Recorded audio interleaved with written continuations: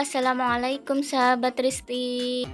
Pada kesempatan kali ini kita akan belajar tentang tema 1, subtema 1, ciri-ciri makhluk hidup.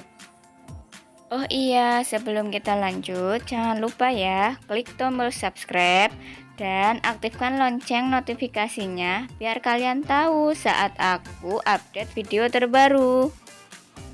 Makhluk hidup adalah suatu organisme yang dapat mempertahankan dirinya dari berbagai perubahan lingkungan dan dapat berkembang biak untuk melestarikan jenisnya.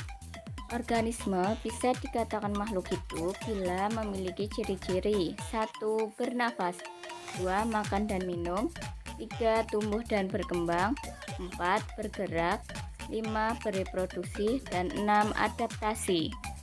Semua makhluk hidup melakukan pernapasan. Bernapas adalah suatu proses menghirup udara yang mengandung oksigen dan mengeluarkan karbon dioksida dari dalam tubuh. Oksigen ini sangat diperlukan makhluk hidup untuk pembakaran makanan dalam tubuh dan menghasilkan energi. Energi ini nantinya digunakan tubuh untuk bergerak dan beraktivitas lainnya. Manusia dan hewan yang hidup di darat umumnya bernapas menggunakan paru-paru, sedangkan makhluk hidup di air seperti ikan itu bernapas menggunakan insang. Nah, bagaimana dengan tumbuhan? Apakah mereka juga bernapas? Jawabannya, tumbuhan pun bernapas. Oksigen diambil oleh tumbuhan melalui stomata atau mulut daun dan melalui lentisel atau lubang-lubang yang ada pada batang tumbuhan. Untuk mempertahankan hidupnya, hampir semua makhluk hidup selalu memerlukan asupan energi dan juga nutrisi dalam tubuh.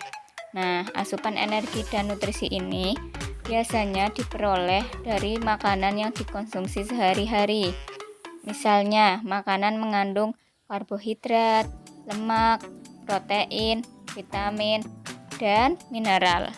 Sementara tumbuhan memerlukan air dan unsur hara untuk dijadikan bahan pada proses fotosintesis. Pertumbuhan merupakan pertambahan sel-sel tubuh sehingga ukuran tubuh bertambah dan tidak bisa mengecil lagi. Sedangkan perkembangan bertambahnya kemampuan struktur dan fungsi alat-alat tubuh. Pertumbuhan pada manusia diawali dengan bayi lahir, kemudian menjadi balita, jadi anak-anak, remaja, tumbuh menjadi dewasa, dan menua. Sedangkan perkembangan pada tumbuhan diawali dengan biji, tumbuh menjadi kecambah, dan tumbuh menjadi tanaman muda, kemudian tanaman dewasa. Ciri yang keempat adalah bergerak. Semua makhluk hidup dapat bergerak. Manusia dan hewan dapat bergerak bebas atau berpindah tempat. Manusia dan hewan memerlukan sarana bantu untuk bergerak yang disebut dengan alat gerak. Alat gerak dapat berupa kaki untuk berlari, sirip untuk berenang, dan sayap untuk terbang. Tumbuhan juga melakukan gerakan, tetapi gerakan pada tumbuhan ini tidak mudah dilihat karena dia tidak bisa berpindah tempat. Contoh gerakan pada tumbuhan adalah menutupnya daun putri malu bila disentuh.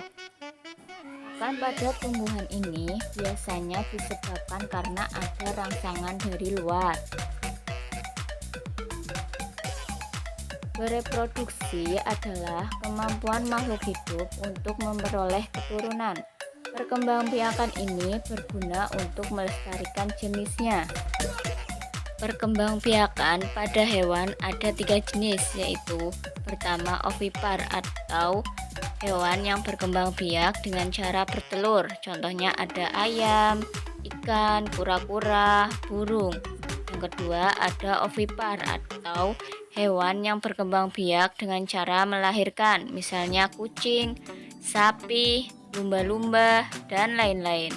Yang terakhir adalah ovovivipar atau bertelur melahirkan. Contohnya ada ular, kadal, dan platypus.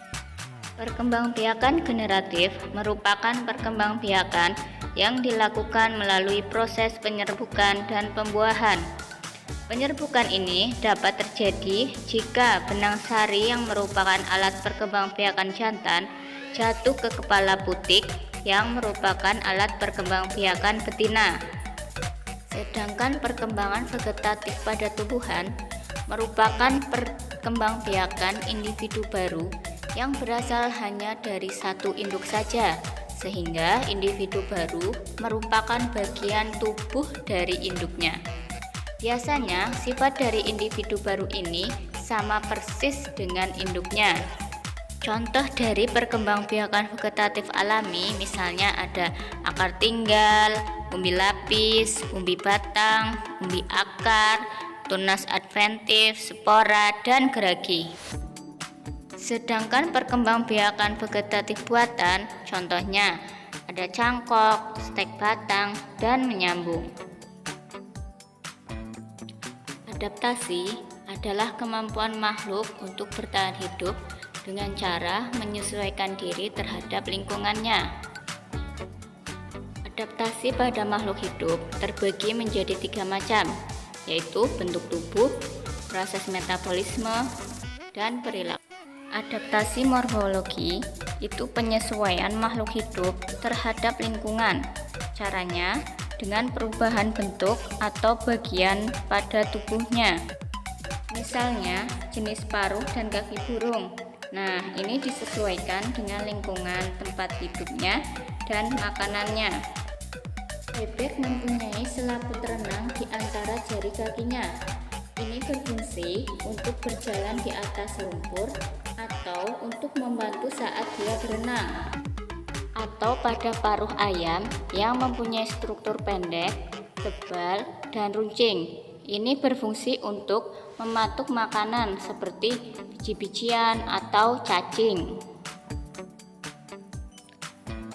Adaptasi fisiologi merupakan cara makhluk hidup menyesuaikan diri dengan suatu lingkungannya melalui fungsi kerja pada organ-organ tubuhnya dengan suatu tujuan agar bisa bertahan hidup. Contohnya pada hewan herbivora, misalnya sapi yang pemakan tumbuhan.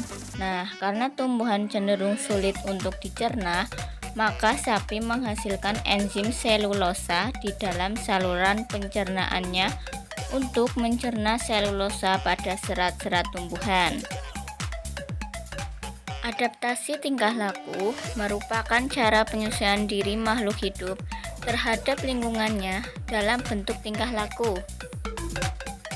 Contohnya pada bunglon, bentuk adaptasi tingkah laku dari bunglon yaitu dia bisa merubah warna kulitnya sesuai dengan tempat tinggalnya. Nah, sahabat Risti, semoga penjelasannya bisa membantu para sahabat untuk tetap semangat belajar ya. Wassalamualaikum warahmatullahi wabarakatuh. Thank you for watching dan tunggu video saya selanjutnya. Oke?